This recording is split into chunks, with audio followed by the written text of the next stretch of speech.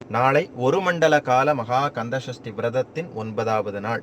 தினம் ஒரு திருப்புகழ் அப்படிங்கிற வரிசையில் நம்ம இப்போ பார்க்க இருக்கின்ற திருப்புகழ், சொந்தமாக வீடு வாங்கணும் அல்லது சொந்தமாக வீடு கட்டணும் அப்படின்னு விருப்பப்படுறவங்களுக்கும், அல்லது சொந்த வீடுங்கிறது கனவாகவே இருக்கே, நனவாக மாட்டேங்குதே அப்படின்னு வருத்தப்பட்டுட்டு இருக்கிறவங்களுக்கும் ரொம்ப பயனுள்ளதாக இருக்கும்.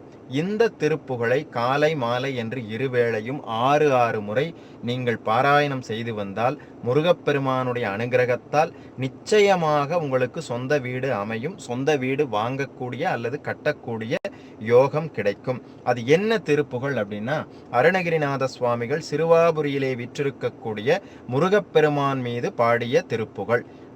அண்டர்பதி குடியேற மண்டசுரர் உருமாற அண்டர்மன மகிழ்மீற அருளாலே அந்தரியோடு உடனாடும் சங்கரனும் மகிழ்கூற ஐங்கரனும் உமையாளும் மகிழ்வாக மண்டலமும் முனிவோரும் எண் திசையில் உளபேரும் மஞ்சினனும் அயனாரும் எதிர்காண மங்கையுடன் அரிதானும் இன்பமுற மகிழ்கூற மைந்துமையில் உடனாடி வரவேணும் புண்டரிக விழியாள அண்டர்மகள் மணவாள புந்தி நிறை அறிவாள உயர்தோளா பொங்குகடலுடனாகம் விண்டுவரை இகழ்சாடு பொன்பரவு கதிர்வீசு வடிவேலா தண்டரள மணிமார்ப செம்பொனெழில் செறிரூப தண்டமிழின் மிகுநேய முருகேசா சந்ததமும் அடியார்கள் சிந்தையது குடியான தன் சிறுவை தனில்மேவு பெருமாளே.